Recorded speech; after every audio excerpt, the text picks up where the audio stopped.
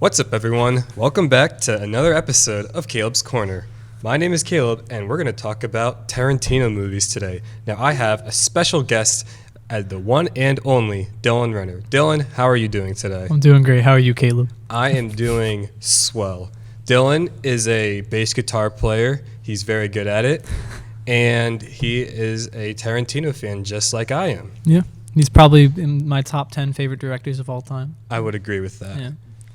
Just a warning before we start. So there are definitely going to be spoilers. Oh, yeah. I would recommend you guys watch Tarantino movies before you actually listen to this, because you guys have to experience this for yourself. You can't ruin the movie for yourself. You just have to watch them. Exactly. So don't let us be the reason why you get it ruined. All right, you ready to get into it? I guess so. Yeah, all right. I seem excited. So that's because I like Tarantino a lot. What was your first Tarantino movie, and what were your thoughts when you first initially saw it? I watched Inglourious Basterds when I was 12. I turned on Netflix and didn't realize what it was about. Turns out it's one of my favorite movies of all time. I think it's a perfect action film. Mm-hmm. The acting is impeccable. I mean, you have Christoph Waltz playing one of the scariest villains of all time. I love Christoph Waltz. And he just I think he really makes that movie. I mean, Tarantino obviously his directing style in that movie really modernized it. He added a bunch of weird pop-up text almost. He made almost like a Western style thing. Yeah.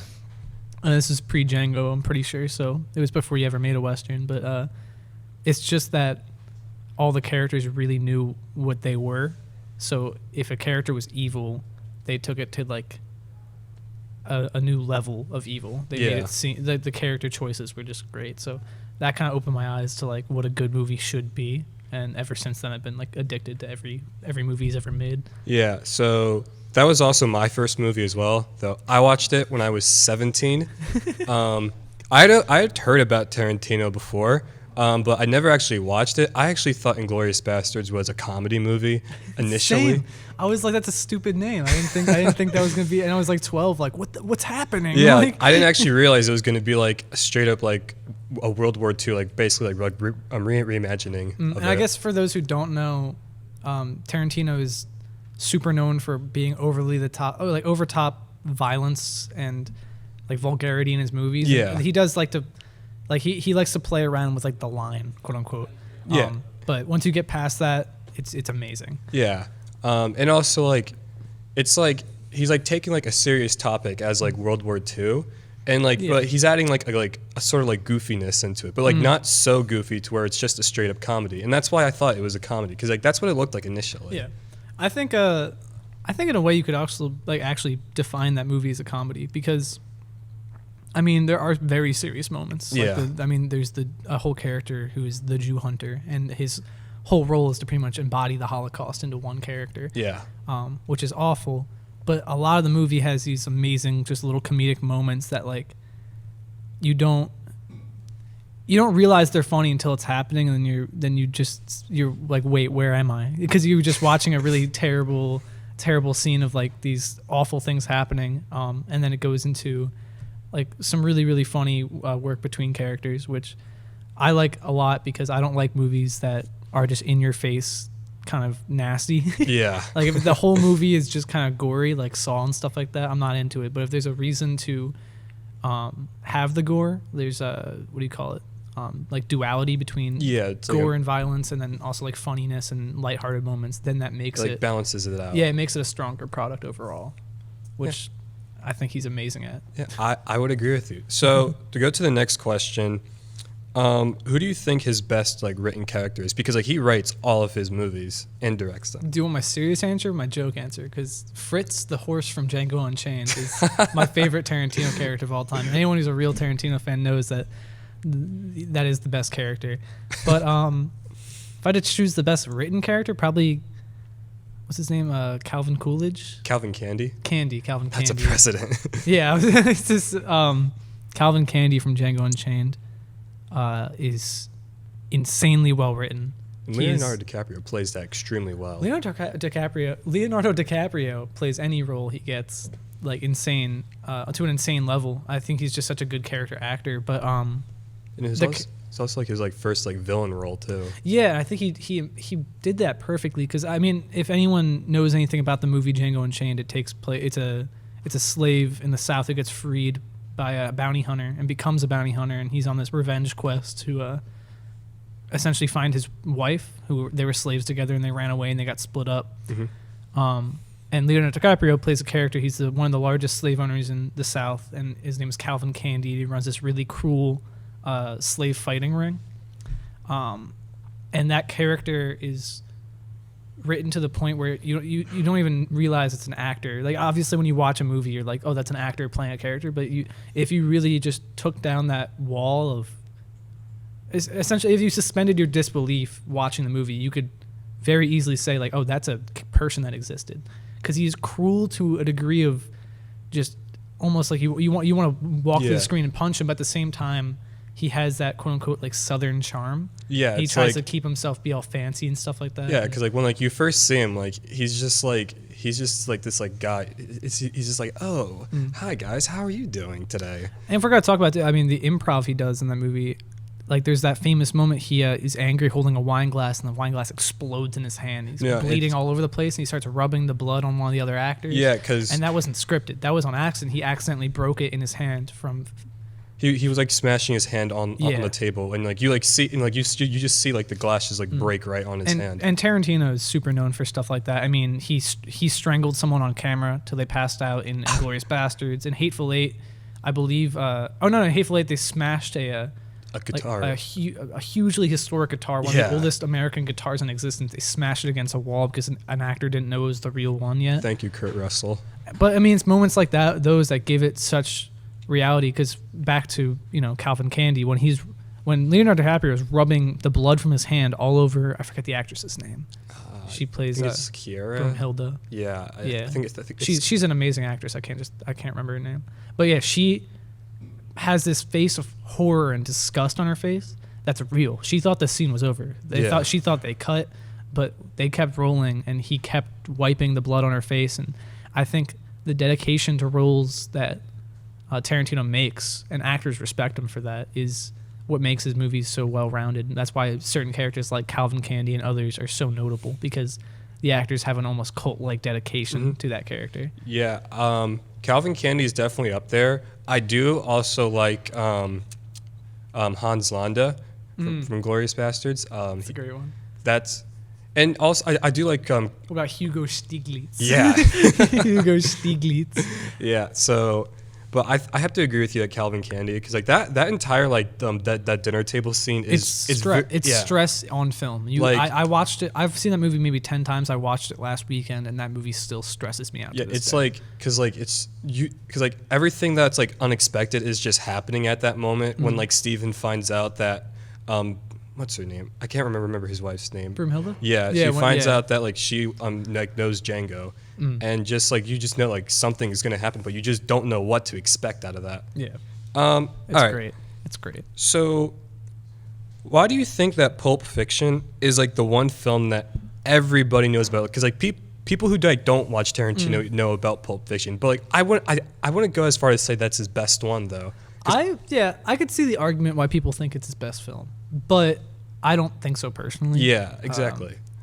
I think it's up there, and I think the main reason people think of it is, one, because it was his breakout success. I mean, Reservoir Dogs did okay, but I mean, Pulp Fiction took it to a new level with how successful his films were.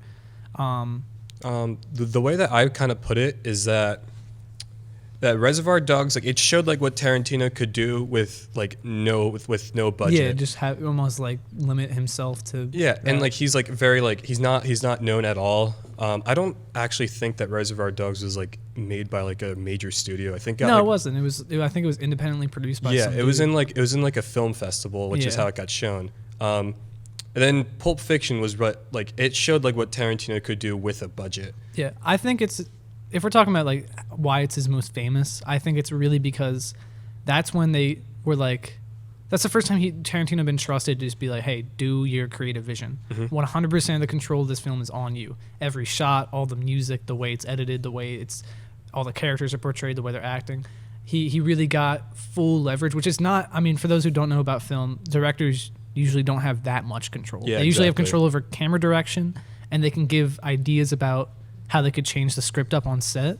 But besides that, that's all they're getting. Everything else goes to a bunch of different studios. So for one man to take on all that responsibility, that's an outdated, almost like Kubrick era way to shoot films. Yeah. But when you have a genius behind it, it makes it so much better. So Pulp Fiction is filmed out of order. Yeah. For those who don't know, it's the story's filmed not in chronological order. And that's like, I mean, maybe it's a little more common with movies nowadays, but like back then that was not like a common thing to do. Yeah, and even today, I mean, with the films that do it, they're not doing it to the degree that Tarantino took it. Where Tarantino, he doesn't. There's no point in the movie that explains what the order is. Yeah, you kind of have to just figure it out, which is what makes it fun to watch because you can keep rewatching it and keep thinking, oh, I mean, in between these scenes, I don't know what happened, but you can kind of think about what happened and what characters interact and how these stories kind of converge. Because besides the main storyline in that movie, there's about like, I don't know, 10 to 15 characters that have completely separate lives. Yeah, well, and like I guess like that's like the whole thing with like Pulp Fiction, because Pulp Fiction, like it means like it's like multiple like stories in like a magazine. I believe that's what it meant. Yeah. So like that's kind of like what he's like trying to do, because like in like one scene, like it's like the second story. Like you see Vincent and Jules, like, you know, they're wearing suits and like they just went to execute some people. Yeah. Is that the scene when he turns around in the car with the gun? No, that's later. Yeah. But then like in like the very next scene, like you see them in like these like really like weird clothing, and they're like in shorts and a t-shirt, and it's just like, wait, when what just happened? What just happened? Well, there's also the whole I forget most of the characters' names at this point because it's just so many names to remember. But there's Butch the Boxer. There's just moments in there. Is that the one he kills on the back of the car? Oh, my bad. No, that's, I don't remember that character's name, but like that's when that Vincent accidentally kills. Yeah, but he turns around. I mean, one of the main characters turns around with a gun. They go over a bump in the car, and he accidentally shoots the one dude in the head. He didn't mean to. And there's a great character moment between him and Samuel L. Jackson where they just are like, oh, why'd you do that? It's more of like a nuisance to them. They don't really care that they actually killed someone. Yeah, and like that's like one of the comedic moments of Tarantino. Yeah, it's comedic, but it also shows you a lot about the characters, which is part of the reason I think Pulp Fiction's great too. Just because it's shot out of order, you focus so much on what the characters are doing because the story becomes almost like secondhand, which is fun. But yeah, I mean, at the end of the day, I do not think it should be his most famous movie. I just think it ended up being it because it was his first breakout. Yeah, and it's huge hit. So like a lot of people who didn't know Tarantino like would have just been like, oh look, there's a new movie. I've heard a lot about. Let's go watch that. I believe Pulp Fiction came out in '94 as well. So something close to that, yeah. It's a 30-year anniversary is coming up. That's crazy. Yeah. What is your least favorite Tarantino movie? Least favorite? Oh. I might get some heat for this, but Reservoir Dogs. I don't really like Reservoir Dogs that much. I respect it for what it is. I think it's a great film. I think it's better than most movies. Yeah. But I think they just play on a trope for way too long. I mean, even though it's a shorter movie, it's still like you sit in a room with a bunch of characters for 10 minutes. Yeah. And then at the very end, it's a pretty predictable ending. I mean, there's that great moment. I mean, big spoiler alert, but there's a great moment at the end where he says, like, oh, I am the cop.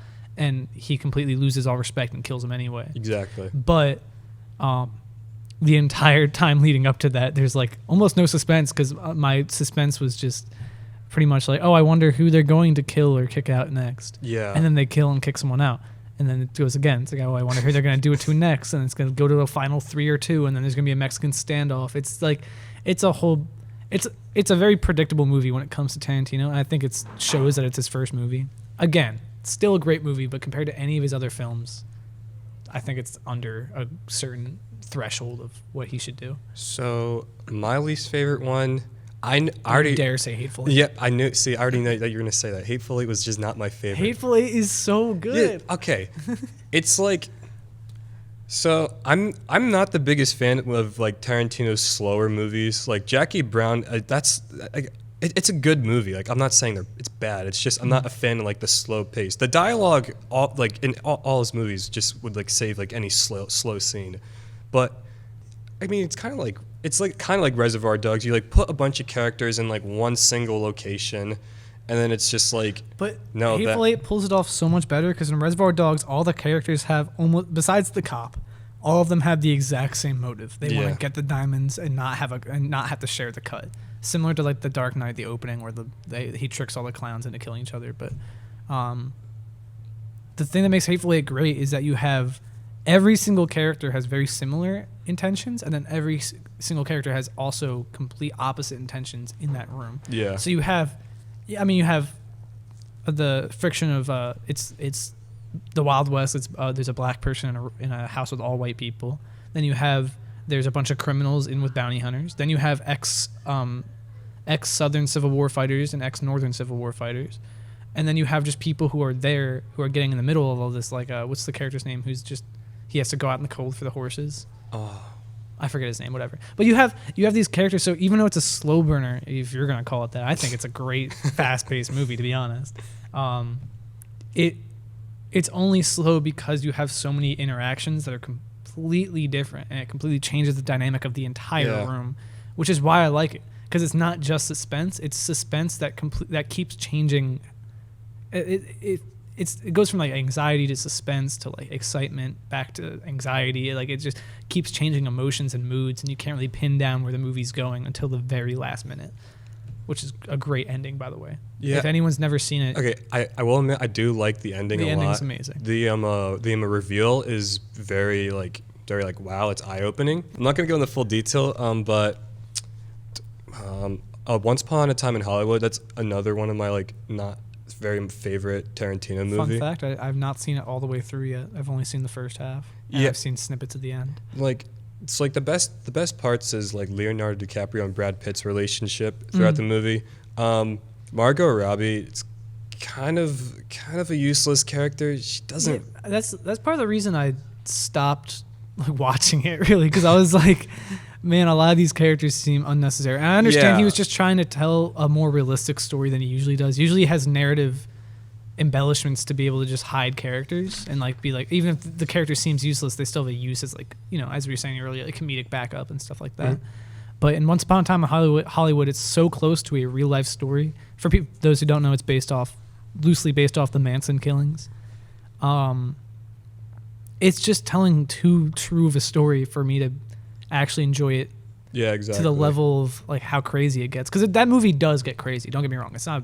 You should at least try and like watch the. No, ending. I'm going to watch it soon, all the way through. But it's just compared to every other Tarantino movie I watch, where it's very much like slow action stop over and over again. This one's more like the entire intro of the movie is slow. The entire like pinnacle of the story is action, and then the entire ending is once again kind of slow. Well, I wouldn't say like the ending is slow, because like the ending does. So, there's that fight. The pinnacle of the movie is near the end, but the actual last parts of the movie take it back to that original mood of like. Yeah, and that's also like I feel like not a lot of people like wouldn't really like know like the actual like historical like context behind it. So like that's why a lot of people probably won't find it to be their favorite. But yeah.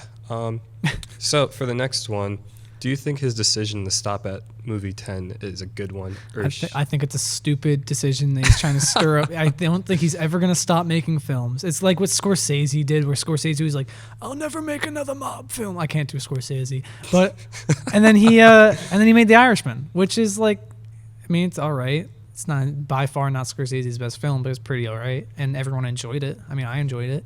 I think Tarantino is not going to make a movie better than his classics. Yeah, exactly. Once you make a classic, it's a classic. You can't beat it.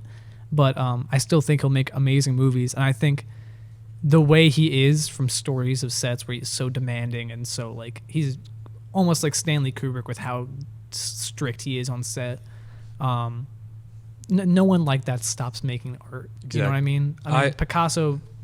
Picasso was an awful. He was like known for being like mean to people, and he never stopped making art. Yeah. It's just when you get characters like that who are so passionate about what they make, they're never gonna stop making, because that's what makes them feel good, I guess. I don't know. I think I kind of respect his decision. I think his decision to make his last movie, Kill Bill Volume 3, is a stupid decision. Isn't like Tarantino like someone who like doesn't like sequels to make movies? He always says that. Yeah, so it's like he's kind of like destroying like what he just said. I also think like there's nothing wrong with Kill Bill. For those who don't know, Kill Bill is a series about essentially like a female assassin. I mean, that's the best I can put it. It takes a lot of like inspiration from like Japanese samurai movies. It's his most violent series, and it's also one of his. I think it is his only series, right? He doesn't have another sequel. No, well, so there's like a thing where like people think that like originally like he wanted to have like Volume 1 and 2 like together, but it's like that would have been like a 4 and a half hour long movie. I actually really respect him for not doing that because Kill Bill, it's great. I mean, it's Tarantino. He just does a lot of funny stuff in those movies. Funny, not in like a comedic sense, but more just like, wow, that's way too over the top. People getting cut in half and stuff like that. But story-wise, it's not a strong series. Yeah, it's like it's pretty basic story. Yeah. I mean, I guess it depends on what you're looking for in a movie. Personally, when I watch a movie, I'm not looking to be like, what was before this or what was after this. Even if it is a snippet of a life where there's no, like there's no ending or beginning. It just kind of starts in the middle of someone's like life or action.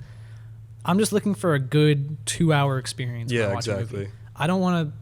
I don't know. It's like I don't like at the end of the movie going like, oh, I have to go through another movie in a year that's going to be very similar to this and tell almost the same story. Yeah. Because at the end of the day, that's what it is. It's the same exact story revamped slightly. Yeah.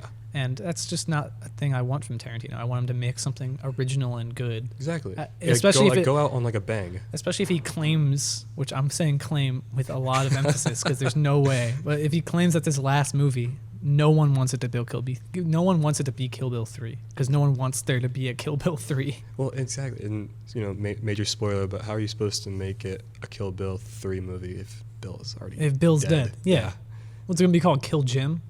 Like, are they gonna find a new dude? No, it's gonna be a pretty average story with a villain that you don't care about, and everyone's gonna not like it. But people are still gonna give it good reviews because you can't give a Tarantino movie bad reviews. Yeah, there's obviously gonna be like good moments in it. But no, I want something cool. I mean, I think he should journey back into the Western theme. There's no one today making Westerns the way he was. I mean, he made Hateful Eight and he made Django Unchained, and both of them I would consider to be classic Westerns. I just don't think they're considered that because they're not from the era of Western film. Yeah, well, even like before those movies, like a lot of his movies, like they had like Western like tropes in them.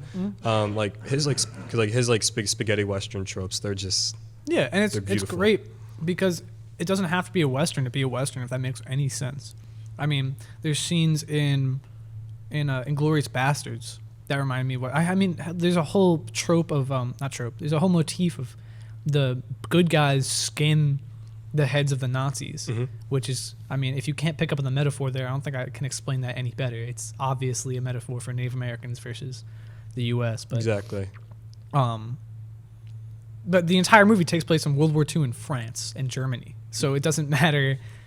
It doesn't matter that it's not a Western, but it still gives you that almost like feeling of a Western, which I love. I love old Westerns, and I don't think people give them enough of a chance because they tell great stories and they have great moments. Yeah. And I think more movies should be based around that kind of format.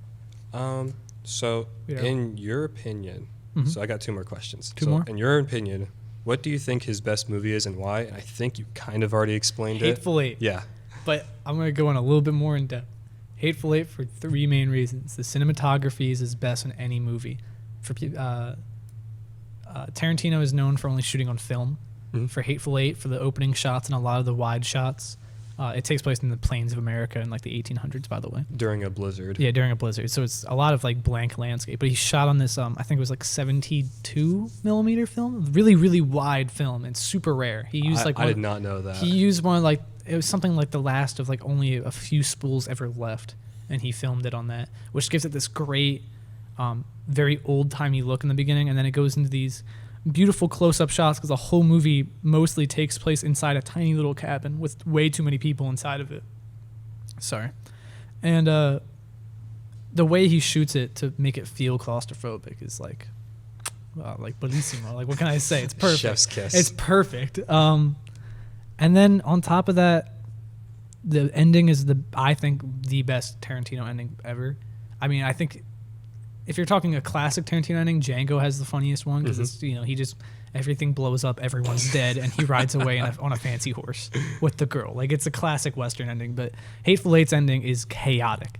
Everyone shoots everyone. Everyone's going to die, and no one has mutual respect by the end besides 2 characters of the original 8. But yeah, and they were the 2 characters that were not meant to get along at all. It was the most racist Southern character and the black bounty hunter in the movie, which is also a great way to end it because you thought they were going to kill each other the entire time. They were trying to kill each other actively the entire time. They try to find excuses to shoot each other. Like how Samuel Jackson he finds a excuse to shoot the former Confederate general. Confederate general.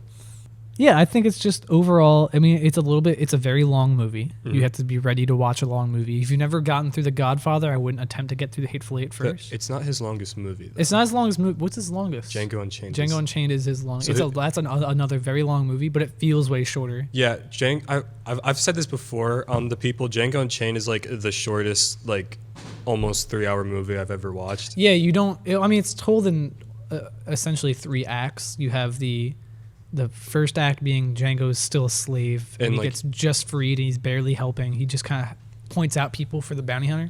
Second act is him learning to become a bounty hunter.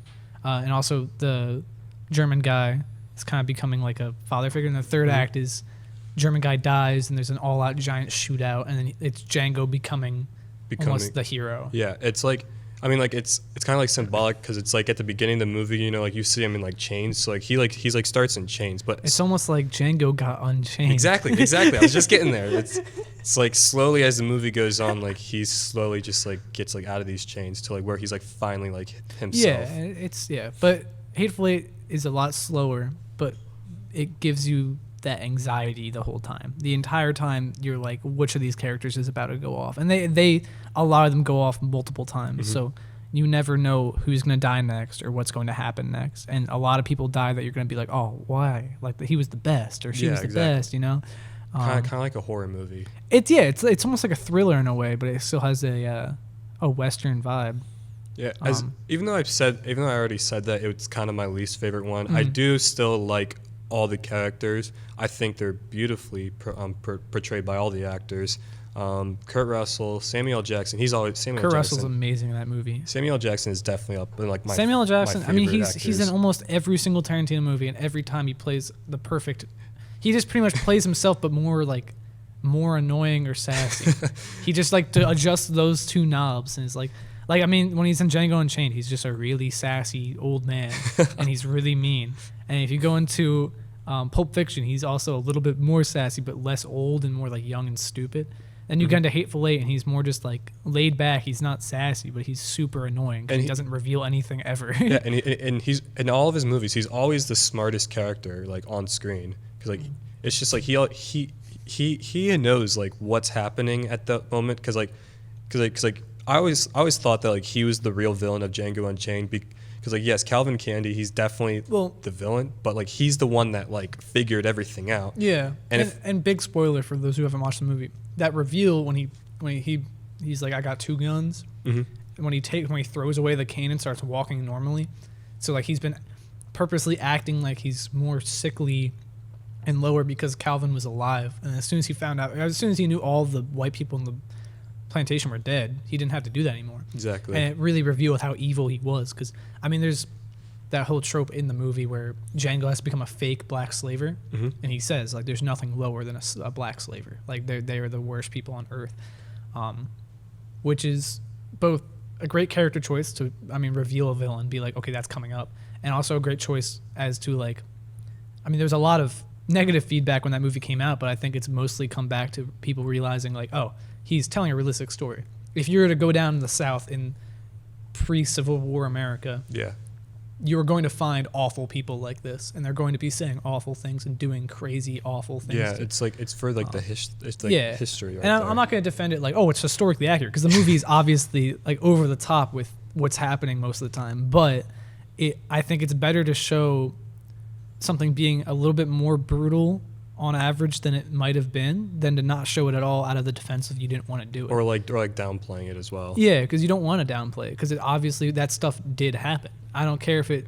And it needs to be like shown to like people. I don't care if it happened in all like what it does in the movie where everything happens in like one solid location. It's not spread out, but I mean that's a way you tell it in a movie. A movie can't show you everything; they can only show you one story. So you have to be as faithful to real life in that story as you can, which I think he accomplished with almost all of his movies. Yeah. All right. So just a fun fact before the last question. So right. Fun fact: Samuel L. Jackson has been in every Tarantino movie except for 3. Those 3 was Reservoir Dogs, Death Proof, which that's like the black sheep of Tarantino movies. Yeah, I don't really count that. And Once Upon a Time in Hollywood, but I thought he had a cameo in that. I don't think so. I thought he was in like the background or something. But he did audition for a role in Reservoir Dogs. It was one of the misters. I don't remember which one. I think it was the character names make. No I think sense it was in that Steve Buscema's character that he auditioned for.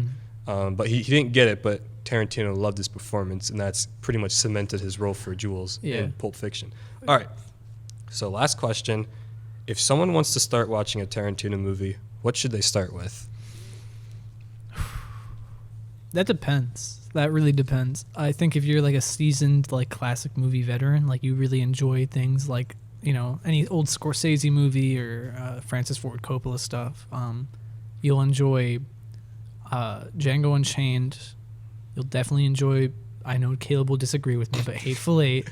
I think for those who enjoy classic movies. That was my second Tarantino Pulp movie. Fiction's a great one, but it's a little confusing to watch if you've never gotten into that kind of thing. Like I would say art films. I would say like save Pulp Fiction for like either like the middle or like if like you want to go on like a Tarantino binge, like I would say save it for last. Save it for last. I mean, if you're going on a binge, if you hear this and you decide like, oh, I want to try this, go do that one last. I would say watching his movies in reverse order and then skipping over probably Kill Bill and whatever the name of that one movie is. Jackie Brown. Yeah. No. Yeah. I don't know. I would say just go in reverse order of his like big popular movies. Mm-hmm. So you have Once Upon a Time in Hollywood that just came out. Then you would go down to Hateful Eight.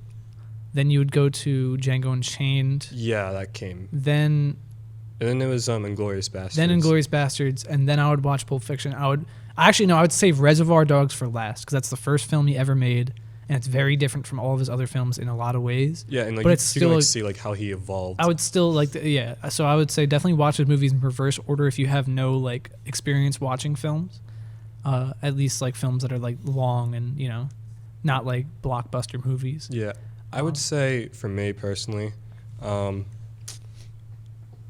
would say start with Inglourious Basterds because that is a great movie. That was my first one, and it's a little shocking though. Yeah, some parts of it are very shocking. It's shocking, but like I think like you need to like just like know like right away. It's like okay, this guy he goes for like the big and like shocking, not like. I agree with you now. No, never mind. Cause now that I'm thinking about it, Inglourious Basterds is the simplest story to follow. Mm-hmm. I mean, Django Unchained's simple because it's one story, but.